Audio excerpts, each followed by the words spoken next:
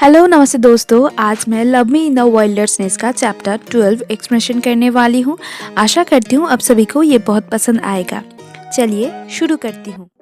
Chapter शुरू होता है जहाँ पर हम लोग देखेंगे कि डिंग चैंग जियांग से कहता है, तुम मुझे बंद करके क्या करना चाहते हो? क्या तुम मुझे यहाँ पर बंद करके फिर से मारना चाहते हो? जियांग डिंग चैंग को कहता है, मैंने तुम्हें पहले ही कहा मैंने गलत डिसीजन लिया था। मैं तुम्हें यहाँ पर लाया हूँ क्योंकि हम दोनों के लिए एक बीच का रास्ता चुनना है। जियांग डिंग चैंग से कहता है, शुरू से मैंने किसी भी मामले पर जोर नहीं दिया था, मगर मुझे आपको सब कुछ ठीक करना है। डिंग चैंग जियांग से कहता है, कितना आसानी से तुमने कह दिया बीच का रास्ता। डिंग चैंग कहता है, जो कुछ भी तुम करना चाहते हो करो। फिर से वो कहता है जियांग से, इससे पहले मैंने सोचा दफन होना ही ठीक है, कारण मैं बहुत टायर्ड था, मगर अब जब मैं यहाँ पर हूँ, इससे बाहर आना पहले जैसा नहीं होगा। जियांग कहता है, तुम यहाँ से जा सकते हो जब तक मैं सब कुछ क्लियर न कर लूँ। डोर लॉक का पासवर्ड बहुत कॉम्प्लिकेटेड है, दरवाज़ा खोलने की कोशिश मत करना।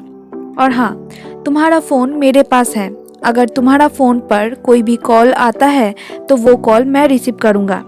अब तुम ये मिल्क पी लो। जियांग डिंग चैंग को दूध का ग्लास देते हुए कहता है, मैंने इसमें थोड़ा सा शुगर डाल दिया है, तुम्हें पीने में बहुत अच्छा लगेगा। पीने के बाद तुम सो जाना, मैं पास के कमरे में ही हूँ। डिंग चैंग जियांग से कहता है, एक तरफ तुम बहुत टफ एटीट्यूड दिखाते हो और दूसरी तरफ बहुत जेंटल। क्या तुम सभी से ऐसे ही बर्ताव करते हो? जियांग डिंग चैंग का ये बात सुनकर कहता है, क्या बोल रहे हो तुम? कोई भी अलग पर्सन कौन होगा? तुम ही एक हो जिसको मैं इस तरह से ट्रीट करता हूँ। डिंग चैंग अपने कमरे में चला जाता है और दूसरी तरफ जियांग फोन पर किसी से बातें कर रहा था। फोन की दूसरी तरफ से जियांग को एक अंकल कह रहा था, तुमने उसे तुम्हारा घर पर लेके गए हो? तुम क्या कर रहे हो? हम लोग बहुत अच्छे से प्लान किया था, मगर तुमने सब कुछ चौपट कर दिया।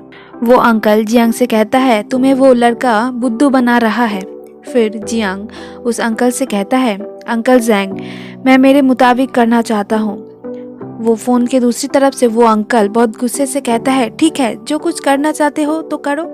फिर से उस अंकल जियांग से कहता है, जब तुम्हारे फादर मारा गया तभी मैंने तुम्हें बताया था, कंपनी का सारा पावर अपने हाथ में ले लो। तुमने कहा तुम बहुत बिजी हो, स्टॉक होल्डर की मीटिंग पर नहीं आना चाहते हो। अगर तुम पहले मेरे बात सुन लेते तो तुम्हें ये दिन आज देखने नहीं पड़ता।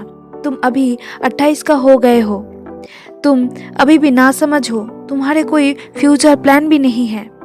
जियांग उस अंकल को कहता है, मुझे पछतावा नहीं है, मैंने जो कुछ भी किया और जो कुछ भी चूज किया हूँ, मुझे परेशान मत करो इस चीज़ के लिए। जियांग फिर से वो फ़ोन कट कर देता है। फिर हम लोग देखते हैं कि जियांग का वो अंकल खिड़की के बाहर सिगारेट पीते हुए कुछ सोच रहा था। फिर हम लोग देखते हैं कि उसकी तरफ एक लड़का आ रहा था। ये वही लड़का है जो डिंग चैंग को पहले अप्रोच करने की कोशिश कर रहा था। इसका नाम है गू कियांग। वो लड़का यानी कि कियांग उस अंकल से कहता है कि अंकल, मैं आया हूँ, क्या डिंग चैंग जियांग के घर पर है? अंकल कियांग से कहता है, क्या तुमने सारी बातें सुन लिया? कियांग अंकल से कहता है, मैं आपको कुछ बताना चाहता हूँ। डिंग डोंग कंपनी का अभी कोई भी मालिक नहीं है। अगर जियांग कंपनी के लिए अच्छा नहीं है, आप लोग मुझे कंसीडर कर सकते हो। अंकल कियांग के ये बातें सुनकर कहता है, अनप शनप मत बको, अभी भी तुम्हारा टर्न नहीं आया है। फिर वहाँ से जाने लगता है। कियांग अंकल से कहता है, हाँ आपने ठीक ही कहा अंकल, कैसे मैं इतनी हाई पोजीशन पे जा सकता हूँ? आपने ठीक ही कहा, जब आपको मेरी ज़रूरत पड़ेगा मेरे पास बिना झिझक से आना। कियांग उस अंकल के जाने के बाद ही सोच में डूब जाता है और मन में सोचता है, वो दोनों क्यों एक साथ है? अब तो मुझे बहुत मुश्किल होगा डिंग चैंग को अप्रोच करने में।